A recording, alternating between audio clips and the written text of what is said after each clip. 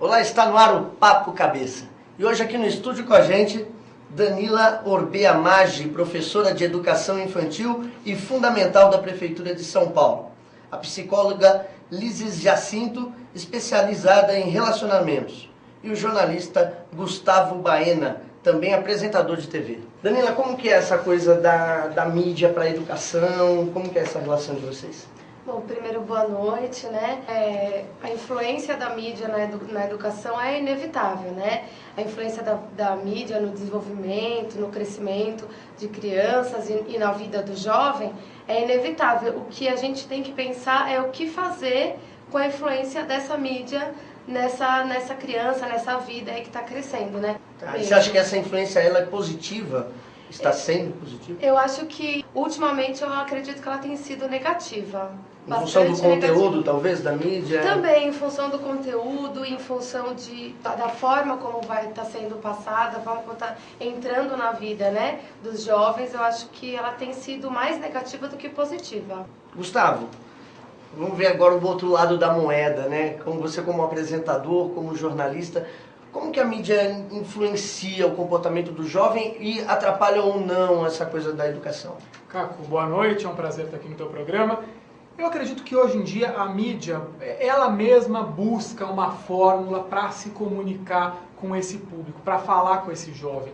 Porque depois do advento, aí, da explosão da internet, eu acho que o jovem tem uma outra fonte de referência e nos grandes centros principalmente muito maior do que a televisão. Então a TV tenta encontrar uma melhor maneira de falar com esse público, seja por meio de programas ou por meio de ficção. Programas totalmente direcionados ao jovem, hoje em dia a gente vê cada vez menos, principalmente em TV aberta.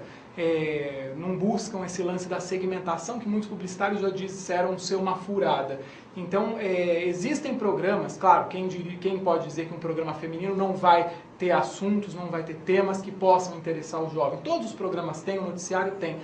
Então, não temos tanto esse tipo de programa somente focado ao jovem, na televisão aberta principalmente. Mas, como a nossa colega colocou, eu acredito que isso pode sim ter aspectos positivos e negativos. E depende de onde está esse jovem. Uma coisa é você falar com alguém que está aqui em São Bernardo, está em São Paulo, mas até que ponto gravidez na adolescência é algo que a família aceita tão numa boa, para uma família que está, a gente não precisa ir muito longe, no interior mesmo de São Paulo, no interior de Minas, ou lá nos campos mais distintos do Amazonas. Então acho que isso que deve ser pensado. Bacana, e lembrando que você que está em casa e quer participar aqui do Papo Cabeça, é só escrever sua pergunta para papocabeça@tv.com.br.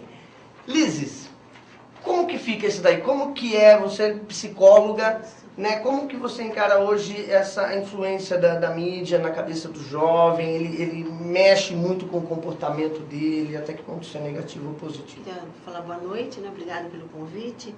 E o que eu tenho para colocar em relação também ao que eles falaram é assim, que o enfoque da mídia precisa ser informação com educação, né? Para trazer o saber mesmo para a pessoa que está assistindo. Mas a responsabilidade não é só da mídia, né? A responsabilidade é social, porque o jovem está inserido numa família. Eu, como terapeuta familiar, eu acho que as coisas têm que estar coerentes. Então a família tem que estar dentro também desse contexto, de estar vendo o que acontece com o jovem, estar interagindo com ele. O jovem tem que estar com a família no jantar, no almoço, em algum espaço ali junto, para poder saber esse processo, o que está acontecendo. Aí sim vai ter a troca de opiniões a respeito daquilo que está sendo assistido e vai ter uma interatividade entre a família e o programa de uma forma muito mais focada numa saúde, né? Mental, emocional e até espiritual no sentido de relação, né? Sim, tem que haver sempre uma troca, isso, né? Então, quando gera o debate, a mídia se torna saudável, né? Se torna algo positivo. Então a responsabilidade tem que se dividir aí, né? Porque muitas vezes a gente fala da mídia, critica, é pesado, influencia o comportamento, sim, mas tem que trazer a família para esse contexto, para ela participar. Claro. Até para vocês mesmos, né? Terem esse enfoque visto pelo lado da família, vai contribuir muito mais. Danila, por que muitos educadores têm a televisão assim como um grande vilão? Isso daí também é um outro ponto a se considerar, porque é o seguinte, não adianta a gente querer culpabilizar a mídia, né, por certas atitudes ou por certos modismos que andam em voga por aí. O que acontece realmente, eu sou muito a favor, né, do que a nossa colega aqui falou, que o que vale muito é a família tá acompanhando aquilo que o jovem, aquilo que a criança tá vendo, aquilo que está sendo passado para ela através de TV, através de internet. E o papel da família aí, da educação em geral, como um todo, é de um direcionamento. Então, não adianta a gente querer culpabilizar a televisão e a internet, porque elas estão aí e elas não vão sair daí. Né? O que a gente tem que fazer o que a gente tem que encontrar um caminho daqui para frente. O que a gente faz, né, para tornar Como vai essa fazer criança... para resolver Isso, esse possível problema, né? Um cidadão crítico que possa discernir, né, e possa dizer o que é certo, o que é errado, talvez. Legal, obrigado, Danila. A gente então vai para o intervalo comercial e já a gente volta com mais Papo Cabeça aqui falando de mídia. Olá, estamos de volta com o Papo Cabeça. Agora a gente vai fazer as perguntinhas do pessoal aqui, dos internautas. A primeira perguntinha que eu tenho aqui é do Danilo aqui de São Bernardo e ele está perguntando se é correto pensar que TV é só para entretenimento e escola para estudar. Não, as duas, como eu já havia dito, né, anteriormente, as duas coisas acabam tendo que se interrelacionar hoje em dia, né?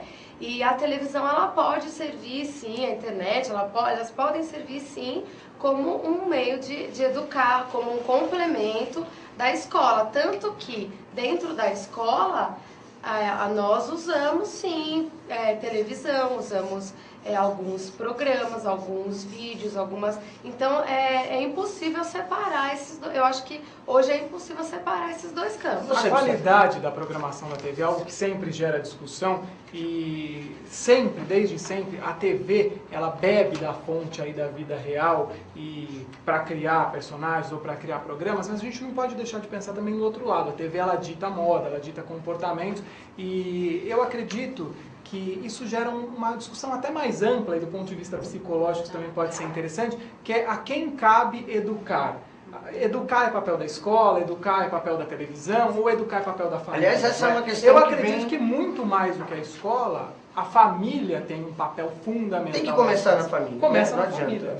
A escola é um lugar para se passar informação, né? Talvez um direcionamento de valores. E é o que talvez a gente... O que acontece, Lises? Assim, como que você acha que está... Porque essa questão de valores é muito importante, né? Assim, de quem que é esse papel?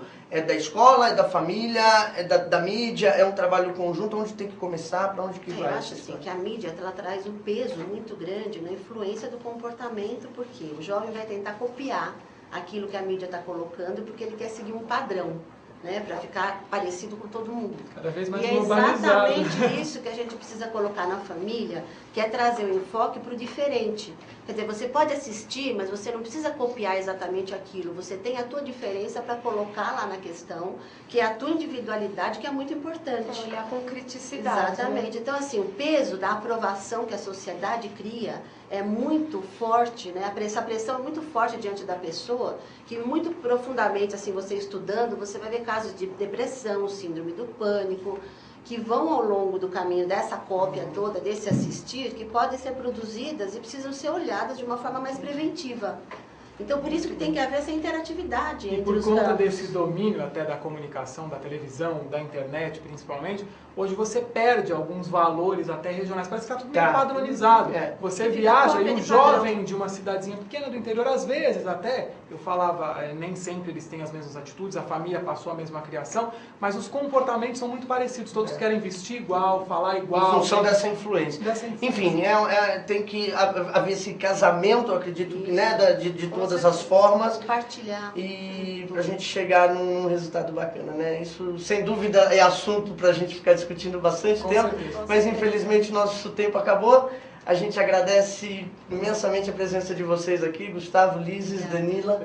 Obrigado pela participação, pelo carinho todo.